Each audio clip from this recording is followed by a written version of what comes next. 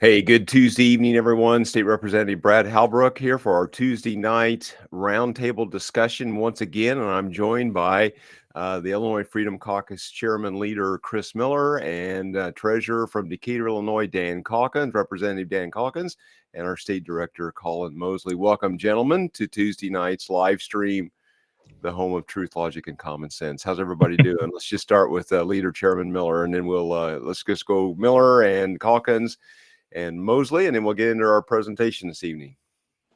Well, we're doing great here in God's country in East Central Illinois. You know, the wind's blowing, the sun's shining, there ain't a cloud in the sky, and the combining is going well, and hopefully we will wrap things up tomorrow if we can miss the rain. So we're looking forward to that. Exactly. Dan, what's the crop report from Southern Macon County? Doing well here.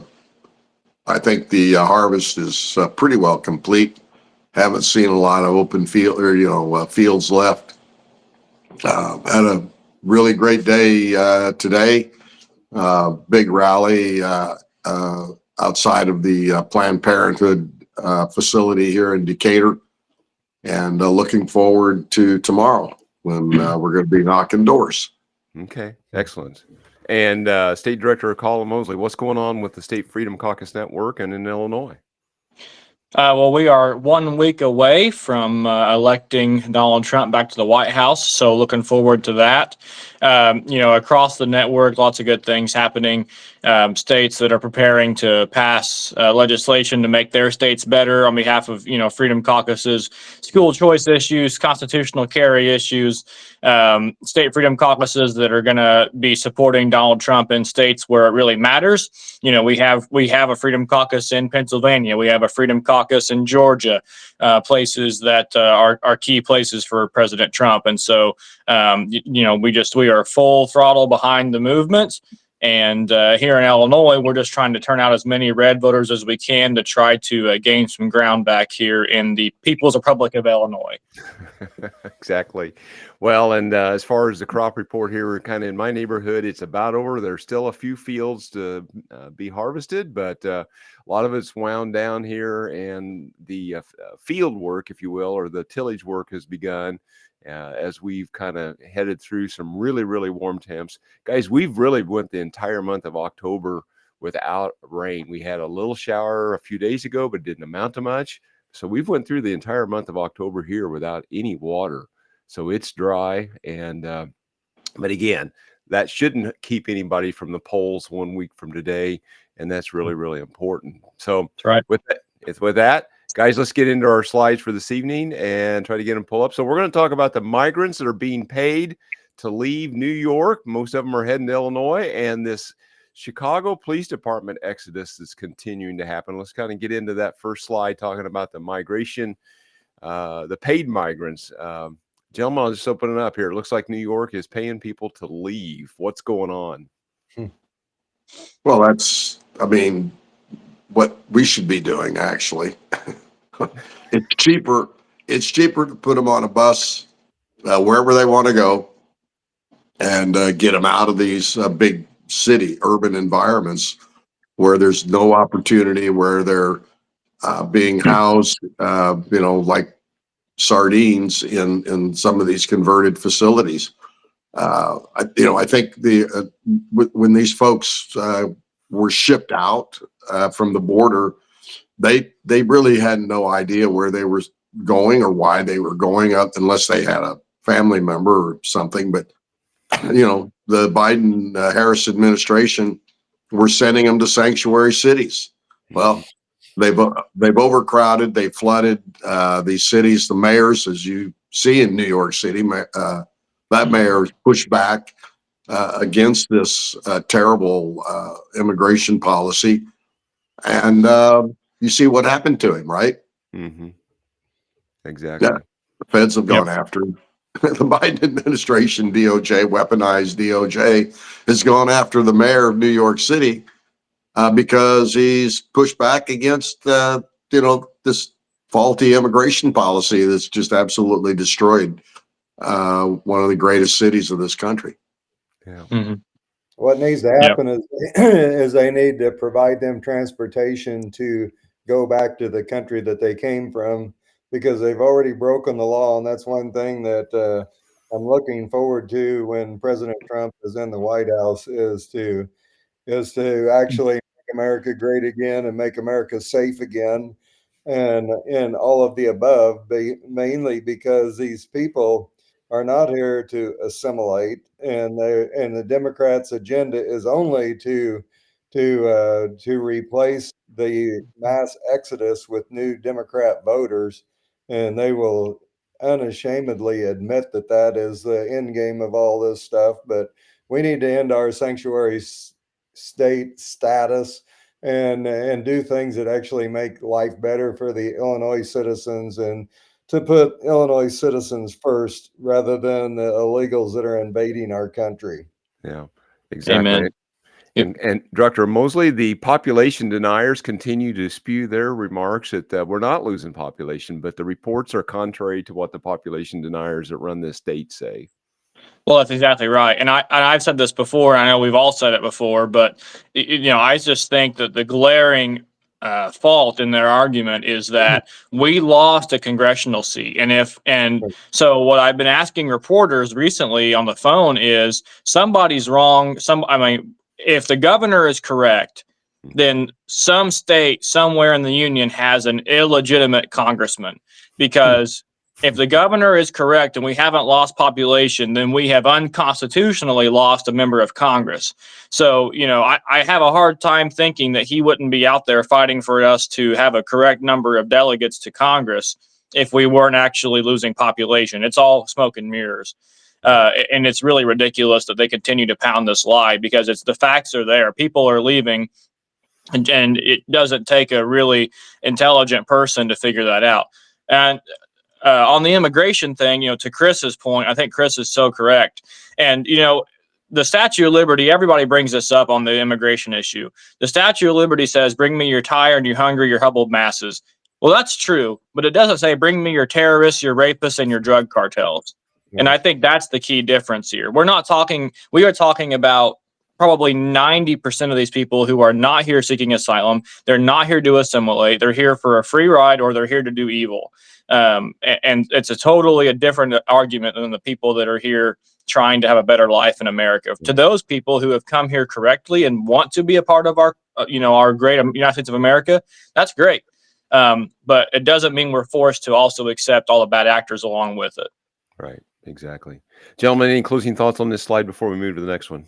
Well, I just think it's important that if you notice the Democrat playbook is to deny and defer and to blame somebody else, and this is a classic example of them not living in an alternate universe where they don't want to dwell in reality. But I can promise you that with a Democrat governor and a Democrat sitting president, if we didn't bleed this number of population, or worse, we wouldn't have lost a congressional seat. And that's the bottom line. Is J.B. Pritzker is lying to you once again. Right. And we're probably using people to replace that. They're probably trying to use illegals under the cover of night to replace that. And one more, sorry, Brad, one more quick thing I just thought of is, the governor and the Democrat leaders have made a huge attack on the governor of Texas for sending illegals up here because he's a Republican. I've not heard him complain one bit about the Democrats of New York sending people to Illinois. So is it only a problem if you're a Republican? Or, it's very hypocritical. Yeah. Well, that seems what they do best, is being hypocritical about their positions. So. All right. The other exodus that we're reading about here is what's happening in Chicago with law enforcement. Gentlemen, what's going on? We're seeing these reports here that we're losing police officers out of Chicago at a time where we need them. Surely this isn't a fault of the Safety Act. It can't be. It has to be something else. I'm not sure what it is, but I mean, I feel, we've always, as a Freedom Caucus, has always 100% backed the blue, and we still back the blue. And I can't imagine how bad the work environment is, that they've done everything to make their life miserable and their job harder, rather than trying to help them to to be the best that they can be and provide solutions to crime in the city. And not only is the net effect is policemen are leaving, but also people are leaving the city because it's not safe and they don't feel safe. And that's one of the fundamental ideals that we should have uh, in our government, is to protect the people and provide a safe environment for them to thrive. Mhm. That's right. Yeah, and Chairman Miller, you've talked about how the Democrats and the supermajority in Springfield has destroyed public education, they've destroyed economic opportunity, and they've destroyed now public safety. And people aren't going to put up with that. They're going to go to places where all three of those things are not an issue, where they can thrive and raise their families in peace and have them well educated, and they don't have to worry about protecting their stuff because there is rule of law in other places in this nation. For some reason, Illinois just has a different version of the way they think they need to operate a state. Yep. Well, their solution for almost everything is to tax more, borrow more, spend more, regulate, and the latest one is regulate and mutilate. And so that's their agenda in a Yep. nutshell. Sad but true. Well, I think with the demand for police officers everywhere, when you have an opportunity to change your job location, we're seeing these highly qualified and well-trained police officers deciding they don't like the work environment, just like anyone else. If you work in a factory and you have an abusive supervisor or an unsafe work environment, people will move on.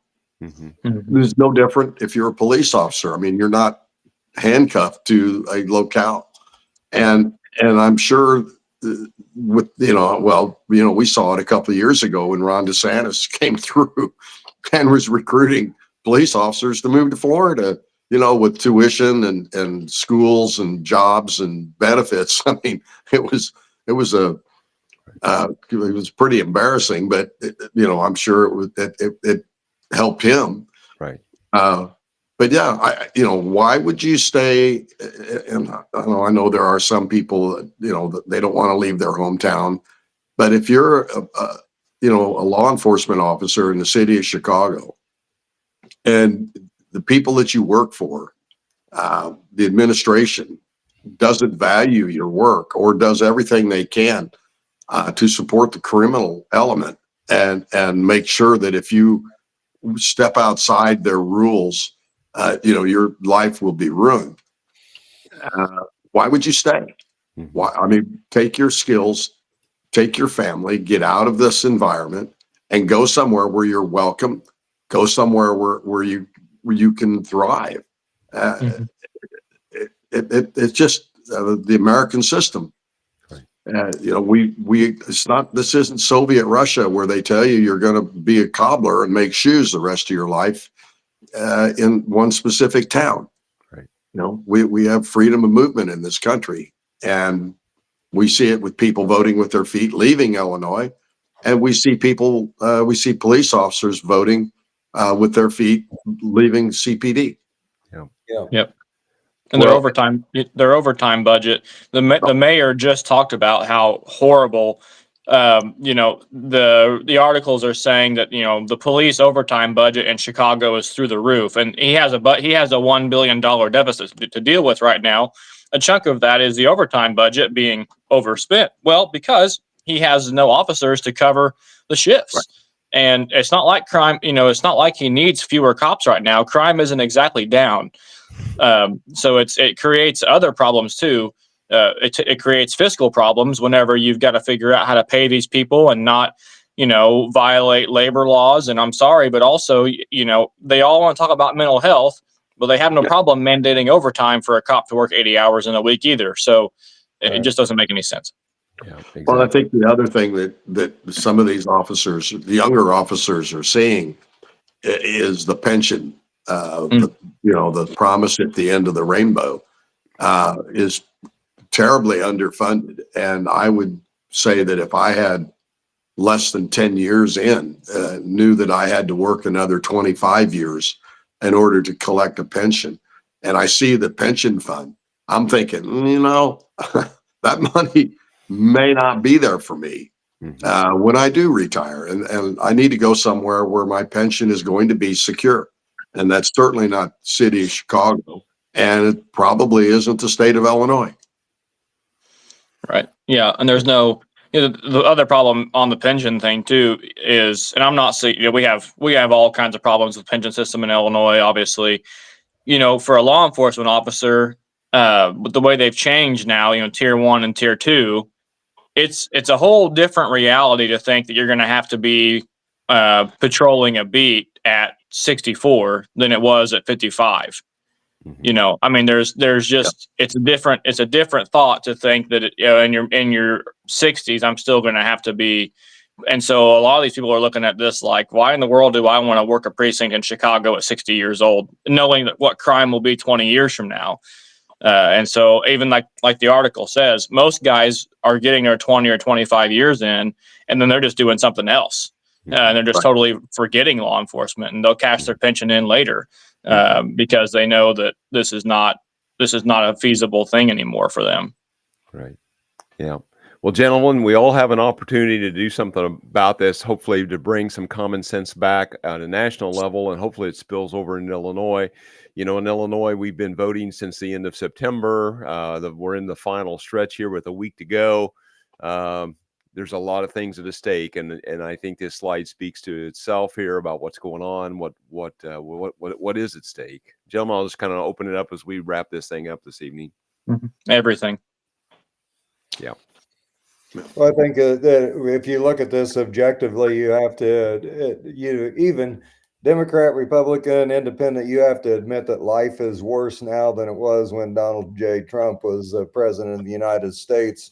And every quality of life issue is on a roller coaster and a spiral. The swirl is swirling, and all it needs is to be the current administration needs to be flushed, because every quality of life issue lays directly at their feet. The inflation is out of control.